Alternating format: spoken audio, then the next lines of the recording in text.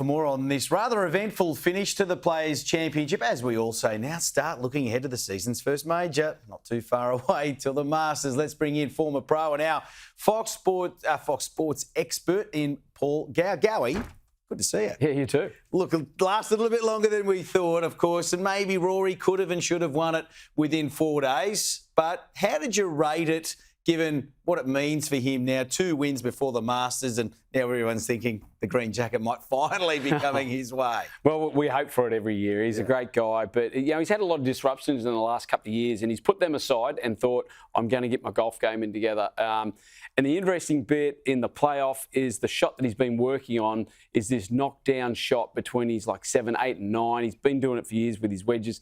He's put that into his game, and lo and behold, in the playoff, there it is, 125-odd metres, and he's hit that knockdown 9-iron, Spaun just over the back, hit it through the breeze, the whole thing. So what he's been working towards is this Masters, victory and putting on the green jacket, and with those types of performances, who's to say he's not going to do it? Yeah, well, under pressure, of course, 3-hole playoff, anything can happen, but I guess Spaun really did give it up on that second with that.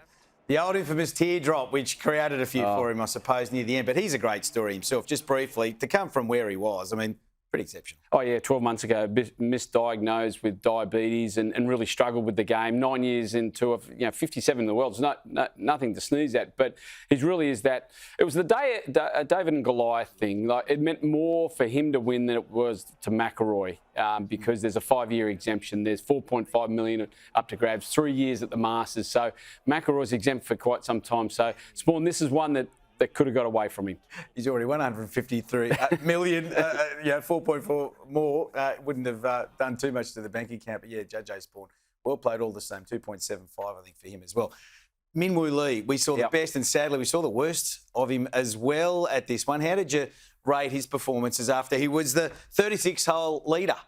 Yeah, it looked promising for quite some time with Min. He's hitting quite different shots now that he's practiced with Richie Smith, his coach, and it sort of just didn't happen for him. The tee shot on the first day on the last hole sort of uncovered a few things in his game that, he was missing the ball right. He just didn't quite strike that 2-iron that he hits so far off the tee. And, he's got to put himself in these situations. He's now a world-class player. He's now playing at the top of his game. He's just got to go to that next level again. It's not that easy. He's got all the skills. He's got the mindset for it. And, hey, it wouldn't surprise me if he wins one or twice this year on tour. Yeah, and we're all getting ready for the Masters. In terms of the Aussies, you'll be there for us, of course. Jason Day had to miss this one for illness. How are we looking? I mean, we always like to think we're a genuine chance to see another one after Adam, but what are your thoughts?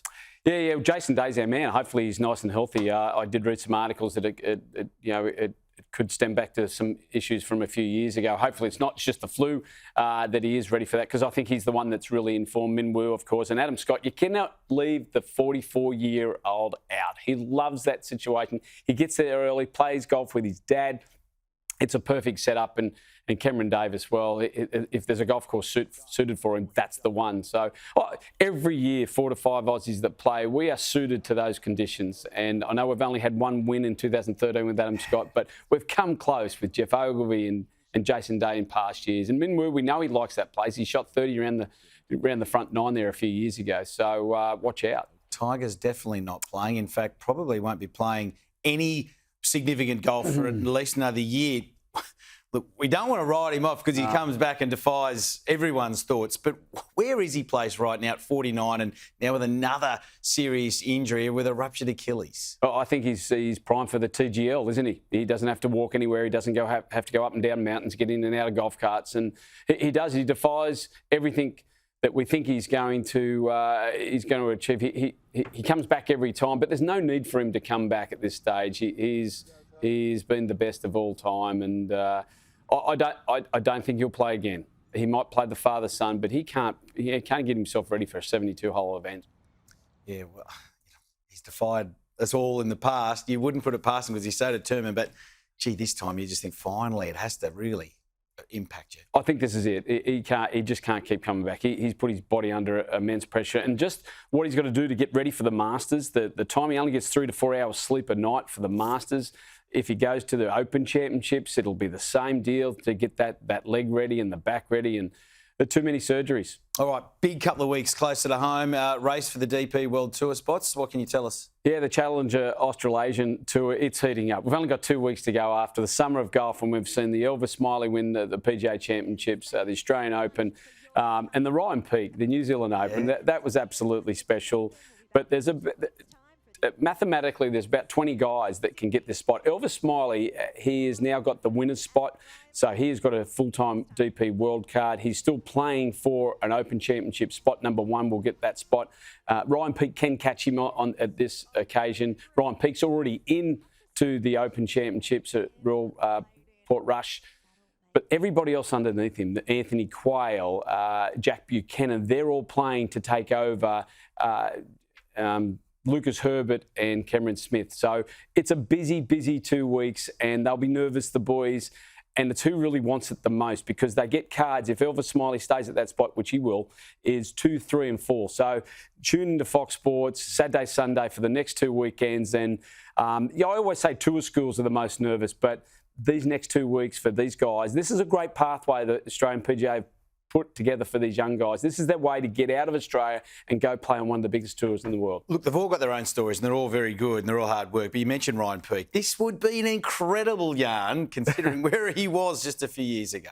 Yeah, I must say, he just didn't come out of jail and step onto the first team, become a good player. He worked really hard with Richie Smith, and they set some goals, and he had to do a lot of work and change his mindset and become a household name here in Australia, that's for sure.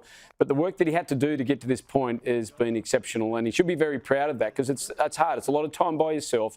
It's a lot of time, where people don't see what you're doing. And to win that New Zealand Open, it was one of the best finishes we've seen all year, and he deserves every bit of it. But now he's got status on the Asian Tour, and now will have status on the DP World Tour. So the world's his oyster.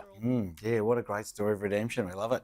And we're going to love seeing all the coverage in a couple of weeks, and you'll be off to the Masters for us. Absolutely. Exclusive on Fox Sports now. Anytime you want to take me along, I'm always ready. Good to catch up with you, mate. You too.